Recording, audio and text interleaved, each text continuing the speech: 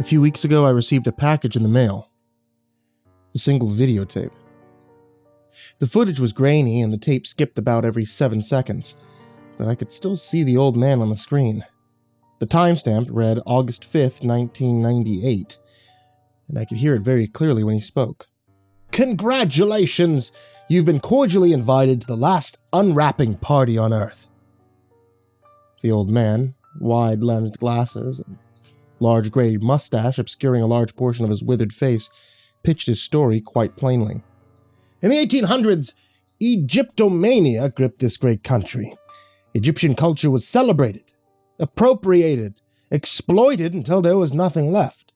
Treasures that were excavated were sold for profit. Tombs were pillaged into oblivion, and bodies were ground up into all sorts of things. Paint, face cream, even edible powder. At this, he paused and shook his head sadly. Such a shame. Then he cleared his throat and straightened up. I, Regis Hannigan, consider myself to be somewhat of a philanthropist, as anyone with more wealth than they need should be. A preserver of culture, if you will. He chuckled. Static filtered in from the speakers as he enjoyed some private joke. So this is my gift, a final gift, for the beloved land of the living, after my departure from your company. He smiled. As you all know, as a member of my family, that upon my death, my estate is to remain in the custody of my trust holder. Then, once 25 years have passed, my will be read, and inheritance will be distributed. He smiled even wider. And all at an unwrapping party, just like in the old days. A chance for you people of the future to witness an actual opening of the crypt and the unveiling of the treasures within. The original time capsule. How I envy you. He chuckled again before looking at the camera in such a knowing way that it made me uncomfortable. As I gazed at him upon the screen, he too looked back.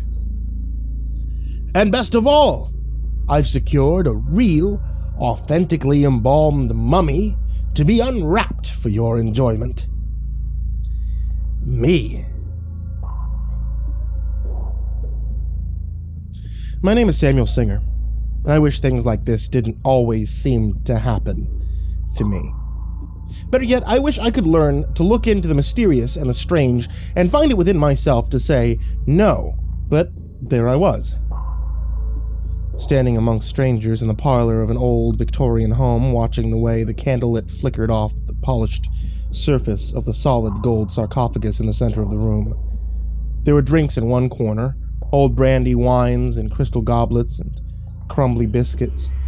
The parlor was small and intimate, and the few guests that had received an invitation like I had were milling around, chatting idly and waiting for the main event to begin. I was standing, alone, in front of an unlit fireplace, cupping a drink I didn't trust enough to sip, wondering why on earth I had come to an occasion like this. This is so strange, right? I jumped slightly as a voice spoke next to me. I turned to see a young man, tall and gaunt. Though most everyone else had dressed up for the occasion, he wore black jeans and a black t-shirt. His eyes had dark circles around the bottom and red around the rims, and I immediately had the impression that he was under the influence of more than just the wine in his cup. He was scanning the room, settling on no one in particular. It is, yeah, I answered politely.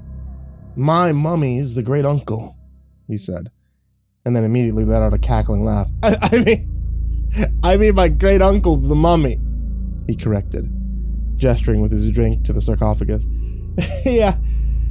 He absolutely hated me. And my deadbeat father. I have not the faintest idea why I'm here. I give a small, nervous laugh. Yeah, I don't either. I didn't even know the man. He grinned widely at me. I envy you. He took a sip of his drink. From what I remember, throwing a party for greedy strangers to see his embalmed corpse in exchange for an inheritance is Very on brand with dear old Uncle Regis. He gazed at me a moment more before sticking out his hand. My name's Ander Hannigan. I took his hand. Sam Singer. I'm a reporter for the Habitsville Gazette. I'm not sure why, but I got an invite. Ander snorted. Makes sense.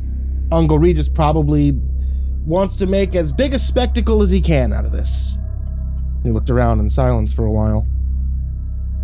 I took note of who else was here. A stern older woman, her hair tied back tight in an ironed gingham dress.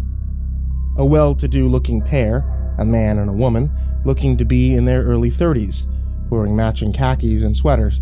Despite the July heat, speaking to the matching couple was an older man, short and round with a twisted mustache and a pocket watch hanging from his vest. And all the way across the room, examining the many paintings that hung from the walls, was a girl, no older than 17, holding a glass of brandy and not speaking to anyone. I could see that her eyes were aimed at the art in front of her, but I could tell her mind was somewhere else. So, why'd you come? I suddenly asked Ander, trying not to make it too obvious that my motivation for asking the question was an urge to investigate, not just friendly curiosity. I mean, since you agree this is bizarre, and you aren't close with the man. Ah, that's the question, isn't it? He said with a wink. I'm here for the same thing as everyone else. I want a piece of the pie. Uncle Reggie didn't like me, but he hated my deadbeat father. I'm hoping he just skipped over that loser and given the estate to me.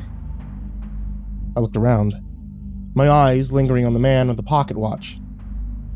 And your dad isn't here, is he? No, of course not, Ander said with a hint of bitterness. I haven't seen him in about 10 years. Abandoning piece of trash that he is. Probably wasn't even invited, which is great for me. He snickered at the thought. Then he idly waved his hand to the young girl gazing at the paintings.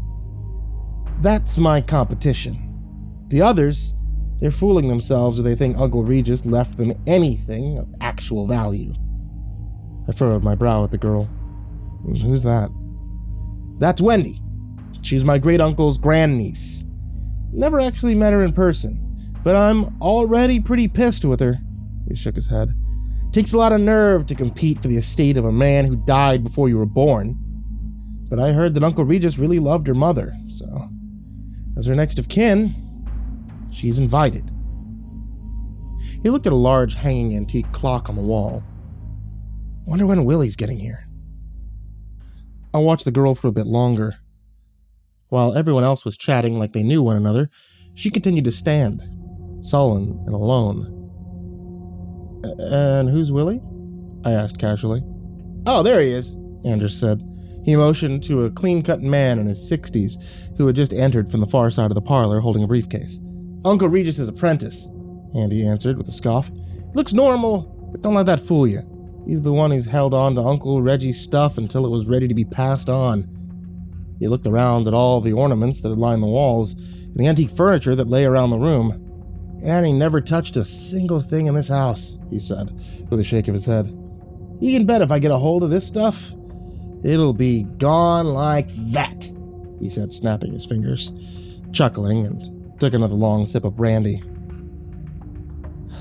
I did the same. He's also the guy who embalmed my uncle. I coughed out the drink I had just put in my lips. What? They're obsessed with all this Egyptomania crap, Anders said dismissively. Willie's been hanging around him since he was a kid. Then he became like a scientist or a doctor or something. So Uncle Regis had him do it.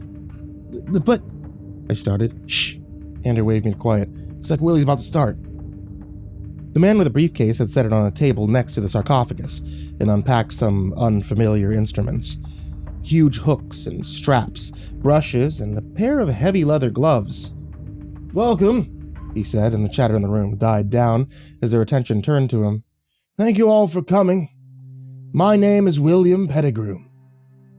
His voice was low and calm, and he didn't seem the least bit nervous when he spoke. Regis Hannigan was many things. Eccentric, curious, a lover of the mysterious, and my mentor. It is a great honor to be able to fulfill his greatest wish 22 years after his death. He cleared his throat. Which brings me to the main event for this evening. The unwrapping.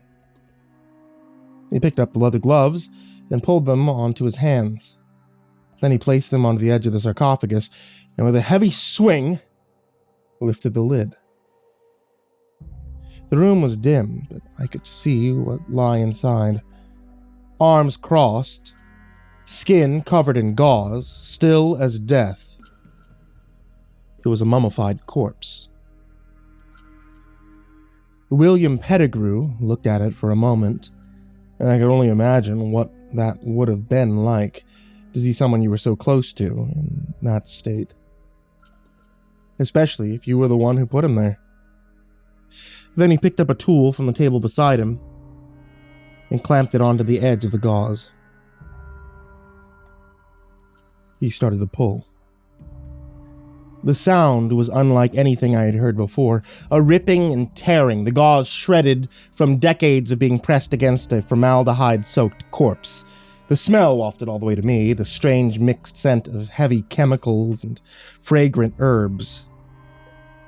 Pettigrew kept pulling for a while, piling used yellow gauze on the table with his tools, occasionally having to pick up scissors and snip here and there, whether bits of fabric or stubborn skin, I didn't know. This is disgusting, Ander whispered beside me. How could it only take a few decades to turn into a full-blown mummy? I murmured back. Doesn't it usually take, thousands of years? Ander shrugged dismissively. Uncle Regis was an impatient man. Probably got Willie to give him the express embalming so we could all be here for this before we're dead too, he answered with a snicker. Eventually, legs began to appear, and the sight of them sent my heart straight into the deepest pit of my stomach. They were withered and dark and terrifying to see. Pettigrew kept unwrapping until he got to the torso. I could see that the chest was sunken, concave like the corpse was holding its breath, waiting to exhale. We're almost to the head now. William had stopped. He'd been going at a slow, steady pace, working his way up the body, but when he got past the chest and up to the neck, he came to a halt. Everyone in the room was silent, watching him. He leaned in closer, staring into the sarcophagus, his hands hovering over the body. This isn't, he murmured. Then he started to pull again, much faster than he had before, until the entire head was uncovered. I could catch glimpses of patches of dark hair and what was left of a nose, but that was about it. William, however, was staring at the body completely aghast, his jaw hanging open loosely. Is there a problem? The man with the pocket watch asked gruffly. William turned to face the gathering, his eyes wide, looking from each of us until they settled. Ander, he said quietly. The young man next to me gave an unconvincingly casual laugh. What's the matter, Willie? Mummy got your tongue? Took a few steps towards the body, and I could see his eyes drift into the sarcophagus. His smile dropped, and so did his crystal glass. It shattered on the floor, and I flinched. Ander walked slowly, his shoes crunching on the broken shards, until he was standing over the opening of the sarcophagus. He reached one trembling hand over the head of the mummy before it drifted down till it was over the chest. I stood on my toes to see what he was looking at. It looked to be a tattoo, warped by the embalming process and decay. It appeared to be the shape of some sort of bird, its wings spread. Ander's fingers traced it like recalling from a distant memory or dream. The man let out a small, choking sound before one word made its way out of his throat. The head?